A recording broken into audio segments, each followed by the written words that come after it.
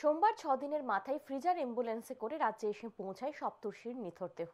আগরতলা রামনগর এলাকার বাসিন্দা সপ্তর্ষি দাস মা বাবার একমাত্র সন্তান। সপ্তর্ষি উত্তরপ্রদেশের শ্রী ভেঙ্কটেশ্বর বিশ্ববিদ্যালয়ের ছাত্র ছিলেন। ডাক্তারি পড়ুয়া সপ্তর্ষি দাস সহ মোট 4 জন এমবিবিএস পড়ুয়ার মৃত্যু হয় উত্তরপ্রদেশের আমরোহা জেলায় দিল্লি লখনৌ জাতীয় সড়কে এক ভয়াবহ সড়ক দুর্ঘটনায় রাস্তার পাশে দাঁড়িয়ে থাকা একটি ট্রাকে সজোরে ধাক্কা মারে সপ্তর্ষিদের গাড়ি। ঘটনাস্থলে মৃত্যু হয় 4 বন্ধুর।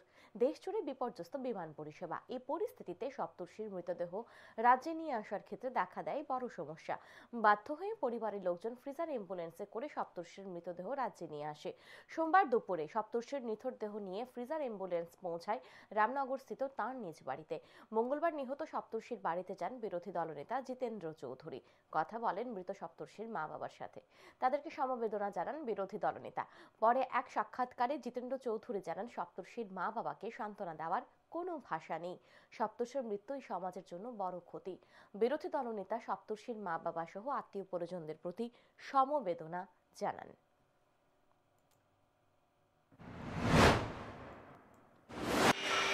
আমি সপ্তর্ষি বাড়িতে এসেছি, আর মা বাবাকে প্রবোধ দেওয়ার তো কোনো ভাষা নেই।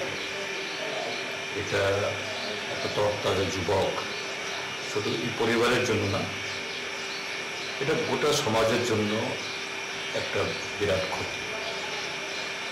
এই সময়তে আমরা সমাজের পক্ষ থেকে যা করতে পারি, তার পিতা মাতা আত্মীয় স্বজনের পাশে দাঁড়াতে পারি, তারা যাতে একটু শক্তি যোগাতে পারেন। কারণ এই শূন্যতা, এটা অপূরণীয় শূন্যতা।